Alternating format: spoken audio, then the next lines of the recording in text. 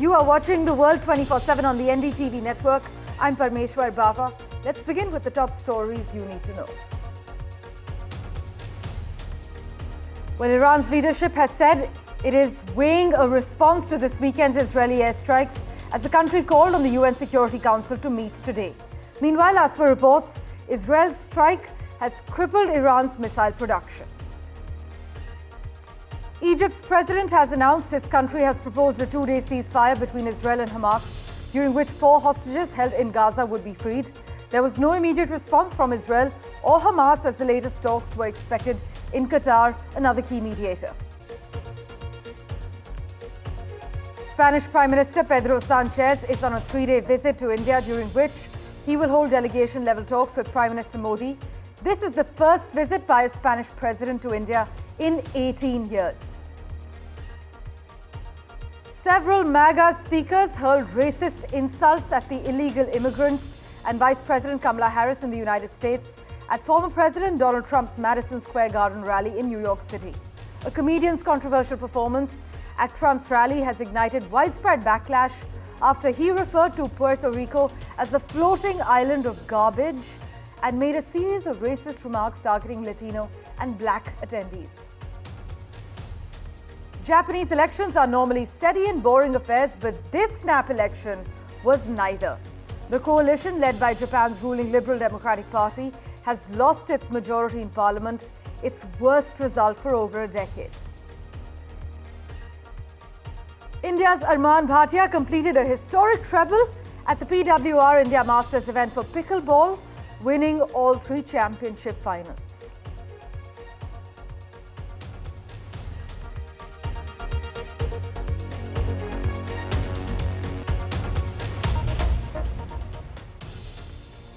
Well, our big focus, Iran is seemingly downplaying Israel's long-anticipated retaliatory strikes, as many have pointed out. Described by the Israel Defense Forces as precise strikes, Tehran has so far avoided pledging a definitive response to Saturday's attack, as the country's regime faces both a challenging economy and a fight over its future leadership, as per analysts. Israel's strike, though, killed 4 soldiers and seems to have targeted military sites. As far as the reaction from the United States is concerned, Joe Biden has said he hoped this marked the end in escalatory actions between Israel and Iran, as the White House seeks to revert the conflict to a shadow war and not an overt war, as per some Middle East and US analysts. We have reactions lined up for you. Listen in. قدرت و توانایی و ابتکار و اراده ملت ایران رو هنوز درست نتوانستن بفهمن. این رو ما باید به اینها بفهمونیم. کیفیت کار رو مسئولین ما باید تشخیص بدن و درست بفهمن و اون چی که صلاح این کشور و این ملت هست اون رو انجام بدن. מי שפוגע בנו, אנחנו פוגעים בו.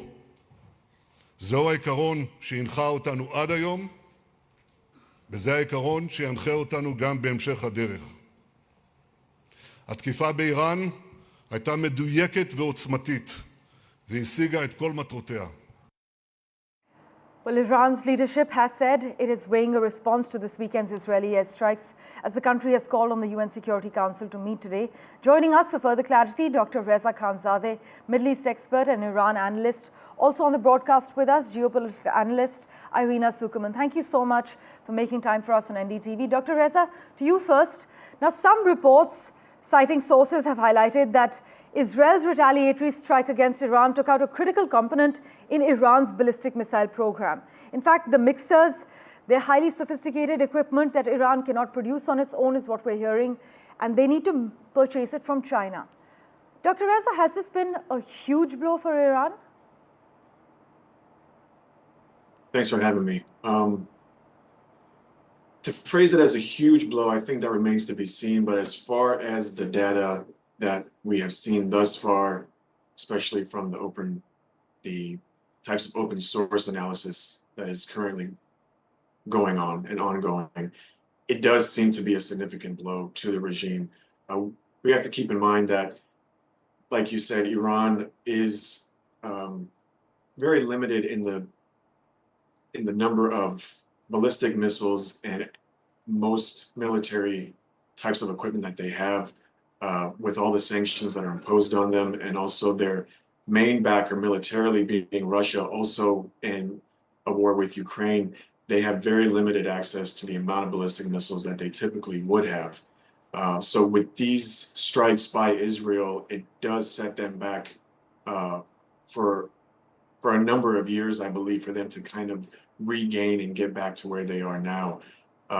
At the best, I think they have about over 3,000 short-term ballistic missiles that can't reach Israel. So yeah, this would be a significant blow. Now, as far as a huge blow, we would have to wait and see, because a long-term strategy, I think, for Iran would be not so much attacks from Iran, but kind of re-strengthening and regrowing Hamas and Hezbollah and the Houthis, and using their proxies more, moving forward. Irina, meanwhile, do you agree with the assessment that Iran has to weigh the likely diplomatic damage to its improving relations with its Arab partners of mounting a further attack?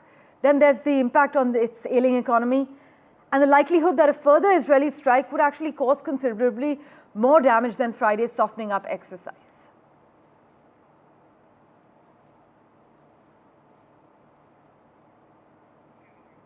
Irina, I think you're on mute at the moment. I think that's partially correct. I think Iran certainly has to be careful in any future direct strikes. But however, I don't believe that this particular strike will completely eradicate its capacity. Moreover, Iran in the past has shown willingness to rely more on its other partners when it faced a critical shortage of components or weapons. It could purchase more of the fuel from China, or it could purchase more missiles. It could reduce the number of missiles that it sends to Russia.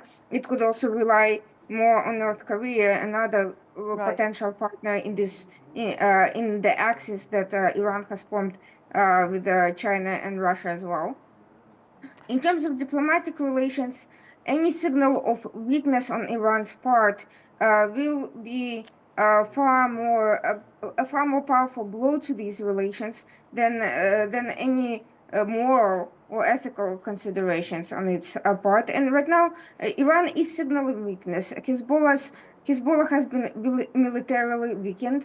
It is true that there is a growing extremism, and some of these operations have also been used as a recruitment tool for ideological warfare, but ideological warfare is a long-term project. In the short term, Iran is weakened, although it's not weakened as much as it could be. It's not completely debilitated. All of these strikes have been warning strikes to avoid escalation. They've been deterrence value. They have not been of such values that they could degrade Iranian capabilities completely or destroy some of its long-range missiles and drones that it has in its capacity. Moreover, the Houthis, while Hezbollah and Hamas have been damaged, Houthis have actually grown in strength and sophistication over time. They're still not where Hezbollah is, but they are growing, and it is possible that Iran will be investing more in them, especially if Russia is also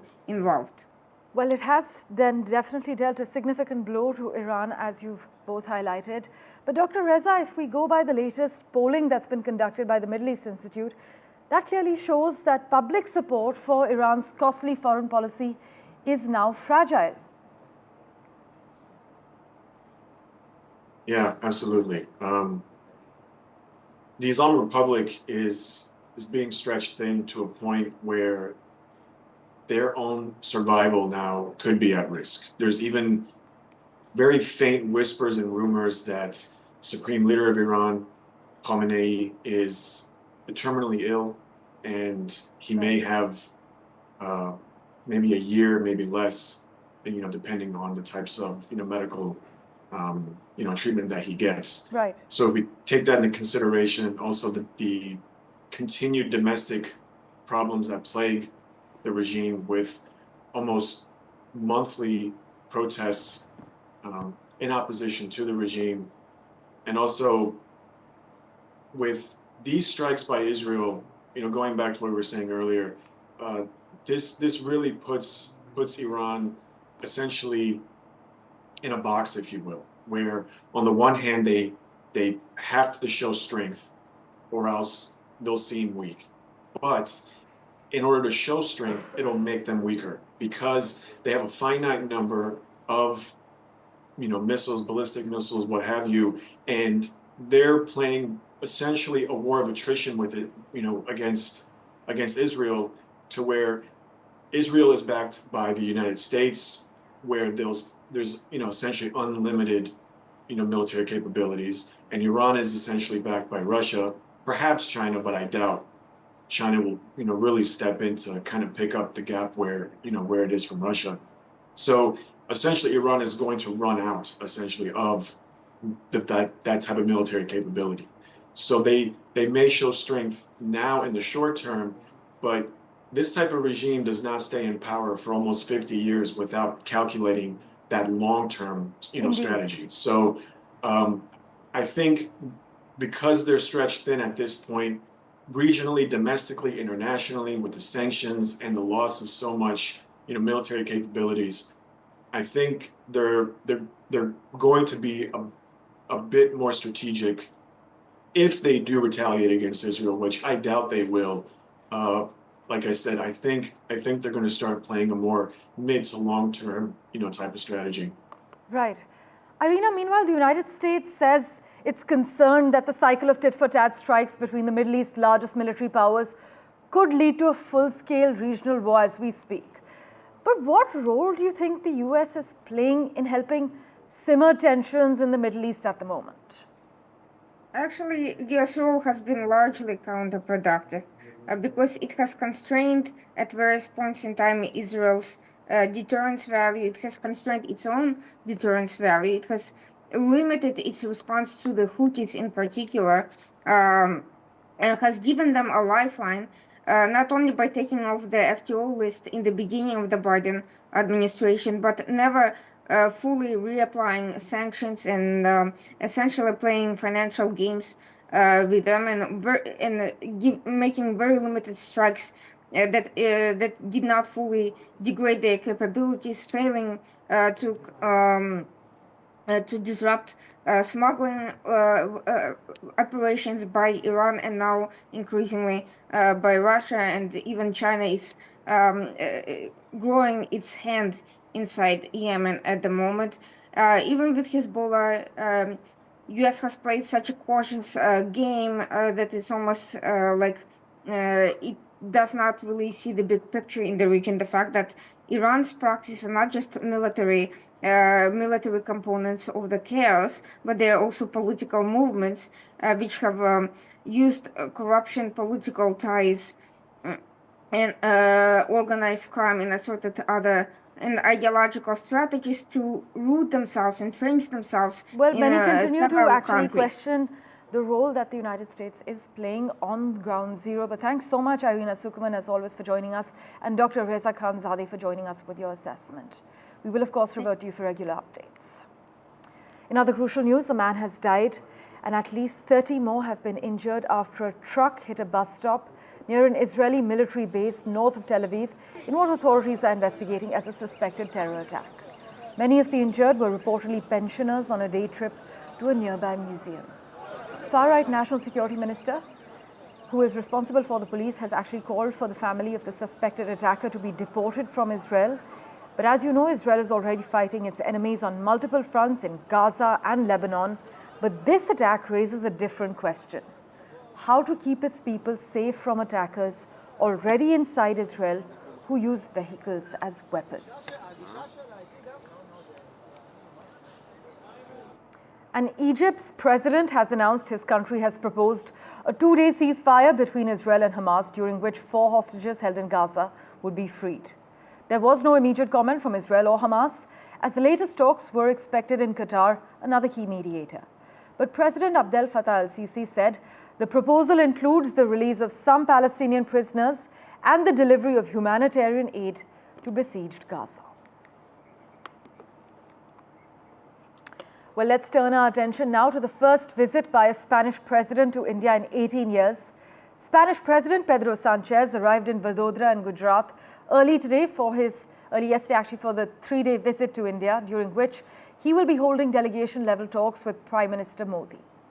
Now, during this visit, the Spanish president will be inaugurating the final assembly line plant of C-295 aircraft at Vadodara, a flagship Make in India initiative in the aviation sector, along with our Prime Minister. The plant, by the way, has been set up by Tata Advanced Systems in collaboration with Airbus Spain. But President Sanchez will also visit Mumbai, where apart from official engagements, he will interact with trade and industry leaders, think tanks, as well as the film industry. By the way, he's also going to address the 4th Spain-India Forum, and several MOUs and agreements are expected to be signed during this visit, which shall give a fillip to bilateral cooperation between India and Spain. Let's get you an update on the tropical storm Trami that made landfall in Vietnam. Well, days after causing widespread flooding and leaving at least 80 people dead in the Philippines, Trami actually reached land near the central Vietnamese city of Da Nang just yesterday. Vietnam's National Met Agency has said on social media that the storm was producing maximum wind speeds of about 19 miles per hour below hurricane strength, but the storm had moved west across the South China Sea from the Philippines after killing at least 80 people. This tropical storm caused widespread flooding in several Philippine provinces, forced over 500,000 people from their homes, and damaged nearly 30,000 homes, leading to power disruptions in more than 150 cities and municipalities.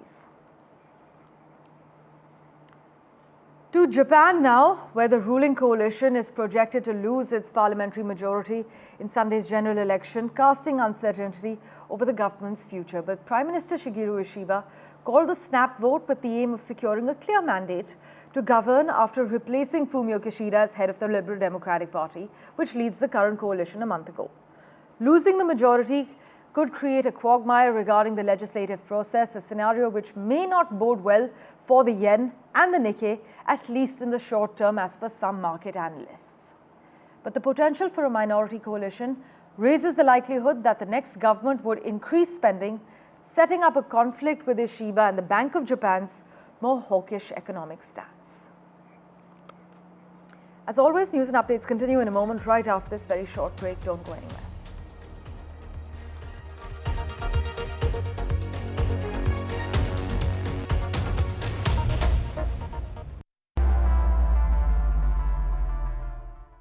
Well, Donald Trump hosted a rally featuring crude and racist insults at New York's Madison Square Garden, turning what his campaign had advertised as the event where he could deliver his closing message in the campaign's final days to an illustration of what turns off his critics.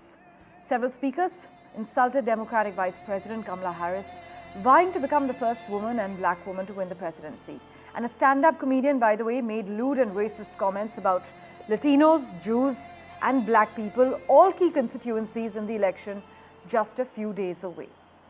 While some Democrats and pundits have questioned Trump's decision to hold what they dismiss as a vanity event in his hometown, the rally, many argue, guarantees Trump what he most craves, which is the spotlight, the wall-to-wall coverage, as well as a national audience. And US Vice President Kamala Harris kicked off the last full week of campaigning at a church in Philadelphia in her latest bid to energize black voters, while Trump is betting on that famous New York City venue, Madison Square Garden, to give him that final stretch push. Harris planned to give a similar closing argument speech at the Ellipse near the White House just in another day, in about 24 hours, sandwiched between campaign stops in battleground states that conclude with rallies in Nevada and Arizona on Thursday. Trump's swing state schedule this week includes Green Bay and Wisconsin, meanwhile. Let's turn our attention now to the Russia-Ukraine war. Well, Russian forces thwarted an attempt at another cross-border incursion by Ukraine into southwestern Russia, a local official has reported, months after Kyiv staged a bold assault on its nuclear-armed enemy that Moscow is still struggling to halt. This, as Vladimir Putin has said that Russia's defense ministry was working on different ways to respond if the United States and its NATO allies help Ukraine to strike deep into Russia with long-range Western missiles.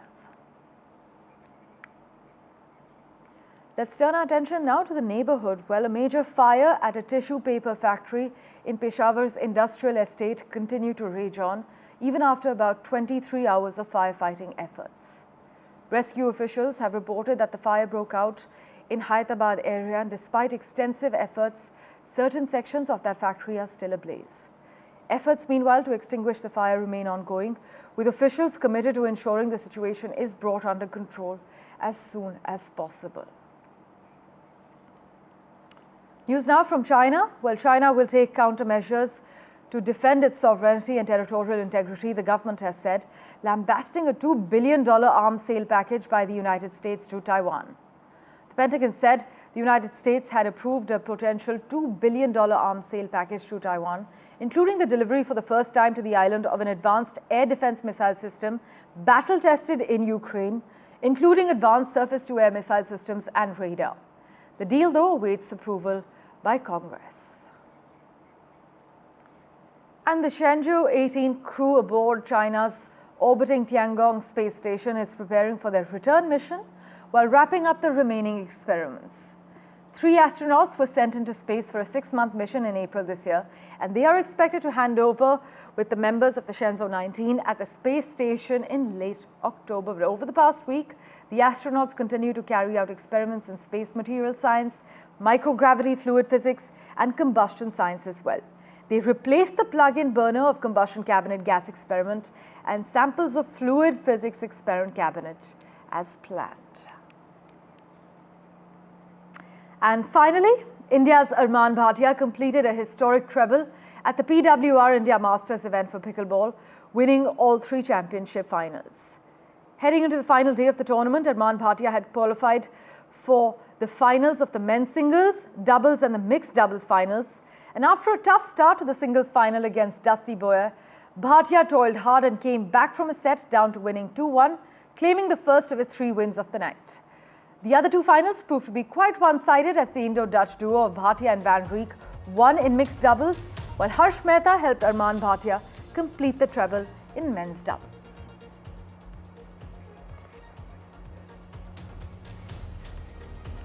Thank you for investing your time and watching this edition of The World 24/7. As always, we'll keep tracking the latest updates for you. Do stay tuned.